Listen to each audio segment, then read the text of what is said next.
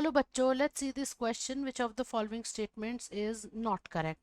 Options हैं A. Most Bt toxins are insect group specific. B. RNAi takes place in all eukaryotic as well as prokaryotic organisms as a method of cellular defense. C. The recombinant therapeutics do not induce unwanted immunological responses in humans. And D. Adult onset diabetes can be controlled by taking insulin at regular time intervals. Given question में हमसे पूछा गया है कि इनमें से कौन सा स्टेटमेंट इनकरेक्ट है, which is not correct. So let's see each statement one by one.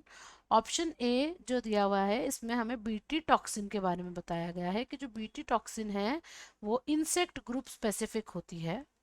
They are the insect group specific toxins. So ये स्टेटमेंट यहाँ पर एब्सोल्युटली करेक्ट है.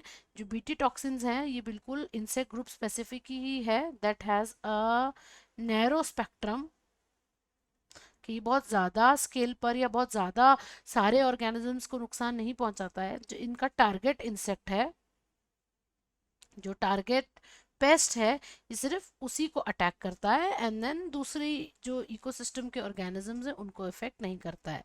सो ऑप्शन ए यहाँ पर करेक्ट है और हमारा आंसर बिल्कुल भी नहीं है.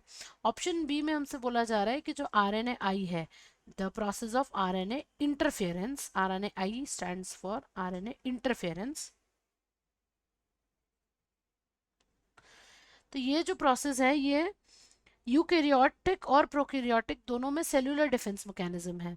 तो यहाँ पर ये स्टेटमेंट इनकरेक्ट हो गया क्योंकि जो RNA इंटरफेरेंस है it is the method of cellular defence only in eukaryotic organisms, not in prokaryotes.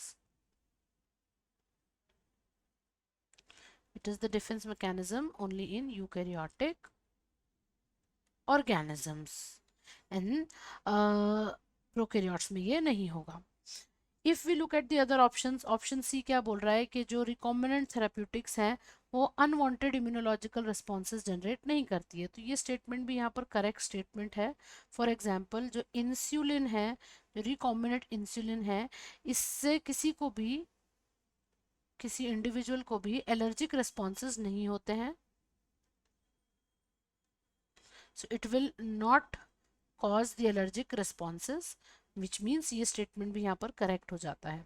Option D में बोला जा रहा है कि जो डायबिटीज़ है it can be control by taking insulin. तो ये भी सही है. जो इंसुलिन है ये ग्लूकोज का मेटाबॉलिज्म रेगुलेट करता है हमारी बॉडी में, ब्रेकडाउन ऑफ ग्लूकोज. तो डायबिटीज़ जो जिन लोगों को है उनकी डायबिटीज़ इंसुलिन से कंट्रोल हो सकती है. So this statement D is also a correct statement. And in the given question we have to find out the incorrect one. So the right answer, the final answer of this question is option B, which is RNAi takes place in all eukaryotic as well as prokaryotic organism as a method of cellular defense. I hope you understood it well. Best of luck.